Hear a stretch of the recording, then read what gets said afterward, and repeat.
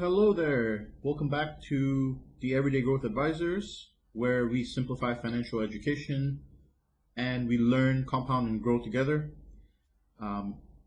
Thank you for coming in to watch this video. If you haven't liked and subscribed to previous videos, please do so. We have an entire pipeline of content coming out for you guys, and I'm excited to share with you guys. I've been working hard on some new stuff, and the next segments of the technical analysis series also designed a new logo. So hey, if you like that one, please feel free to leave a comment in the comment section and show some love. Kind of spending some time designing, and that takes a lot of time. So today we're going to kick off things with the next part, which is the moving averages, which is the most commonly used technical indicator in trading. And we're going to pretty much kick it off. So let's get started. I don't want to waste no time. So moving averages are, at the most basic level, the most commonly used technical indicator. Okay, and basically all walks of traders use moving averages. It is the most important fundamental technical indicator to track the movement of past price action.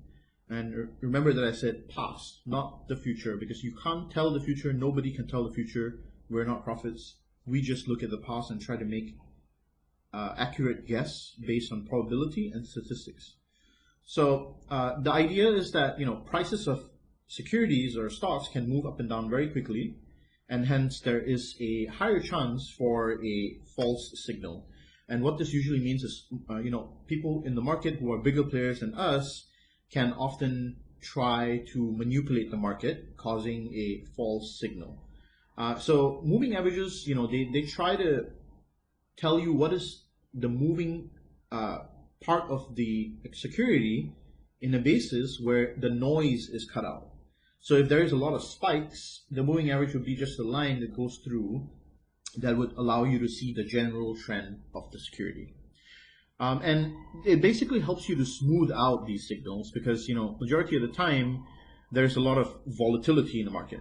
And the moving averages help you to keep track of the volatility as it happens. And there are different kinds of moving averages that help you track that. Also, the other thing that it does is it identifies trends and reversals, which is really important, right?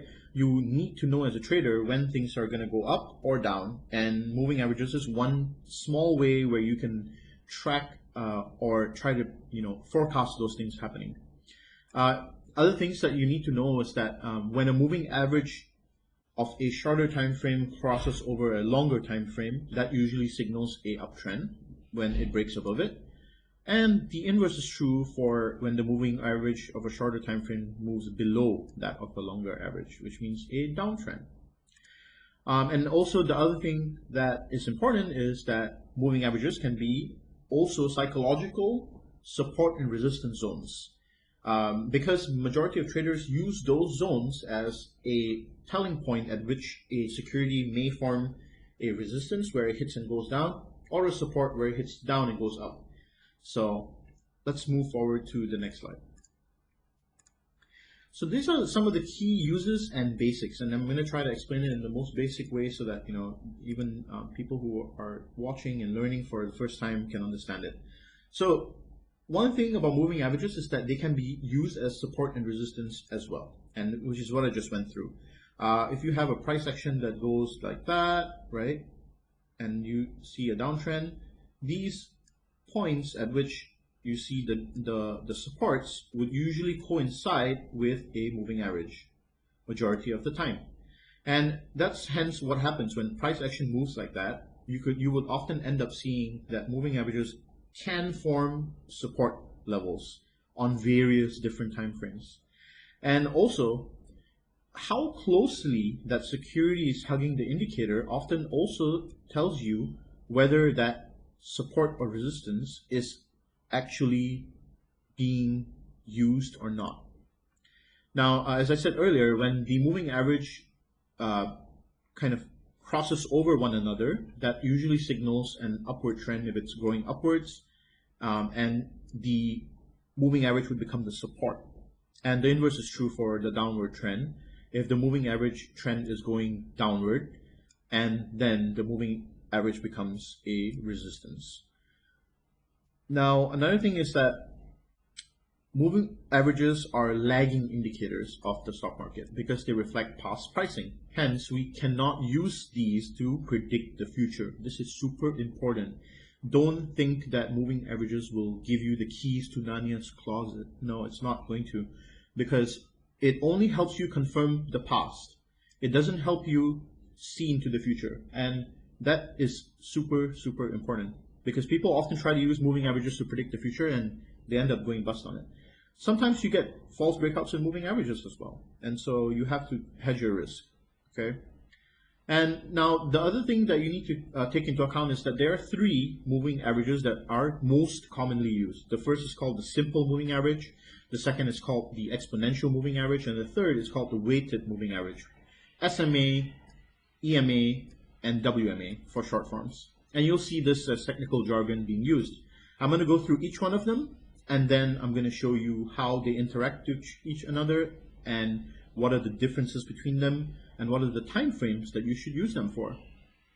Now, for the simple moving average, we usually use them for longer time frames, and it's usually because the short-term accuracy is negligible, or there is no short-term accuracy. In fact, the SMA is used for long-term trends where you're looking at a security analysis for years to come.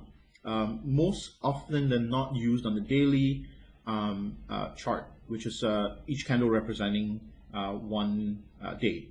Now, if you haven't already watched the candlestick video before I move forward to the next slide, please watch that video first. It's very important because if you don't understand candlesticks, you're not going to be able to follow along with moving averages. And the way that I've created this series for technical analysis is you need to watch all the videos in succession because it forms a story at the end.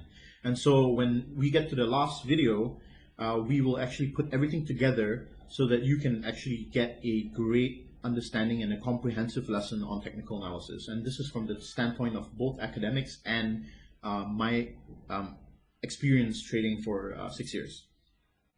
Now, in contrary, the weighted moving average and EMA, the exponential moving average, give more emphasis to the shorter time frame, or volatility, news, and all those kinds of more recent things that are more susceptible to price change. So it's basically what traders are doing now, and that is just the basics of what you need to know in order to succeed. So let's look at the individual moving averages and see how they play with one another. The first one is going to be the simple moving average, and this is the most common one. The simple moving average is going to be the red solid line, as I have highlighted here. And the dotted line here is the exponential moving average for contrast.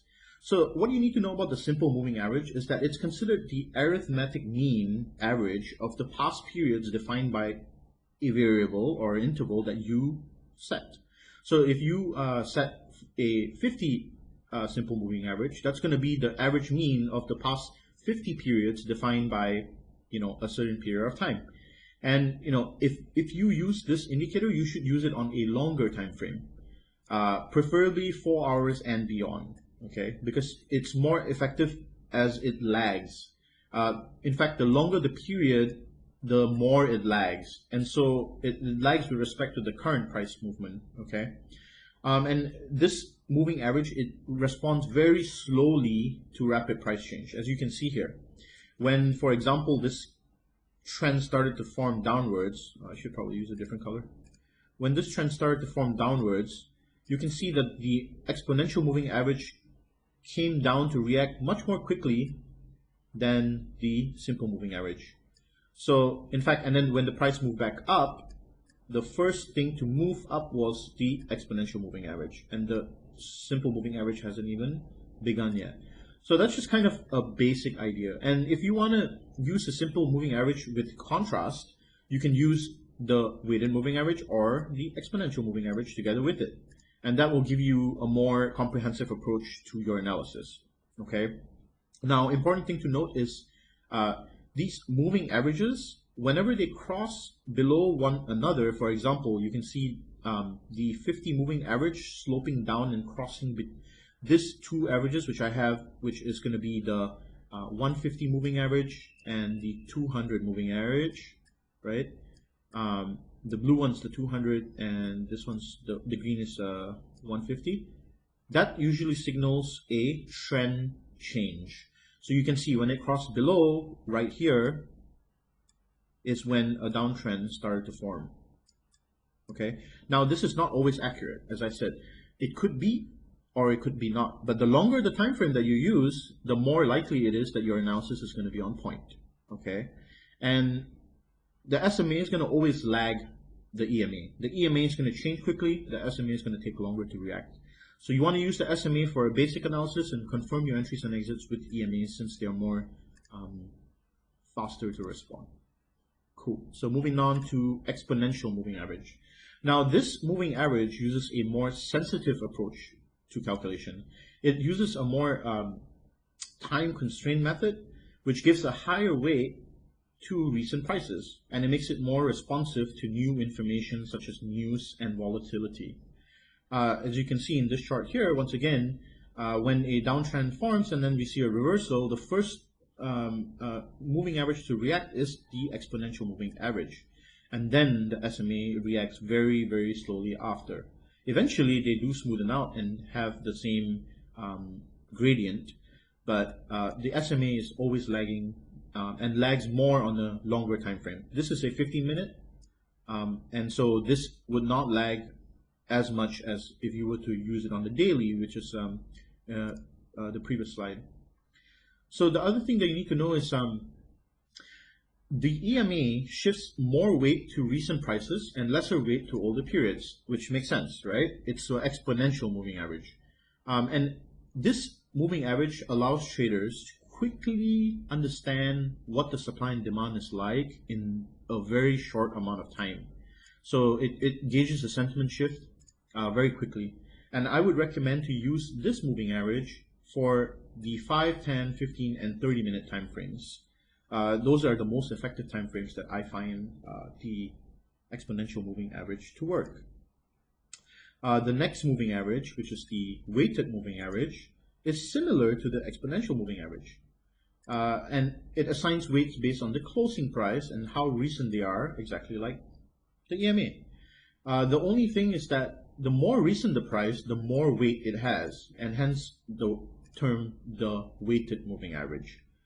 And as the price moves up or forward, the weight doesn't really decrease exponentially, but rather uniformly. That is the difference between the EMA and the WMA. So you can see the differences between all three here, right? And you can use the WMA as a substitute for the EMA because it assigns the weights based on the time frame that it is in. So if you look at this chart that I've posted here, you can see this is the 50 moving average and the exponential moving average.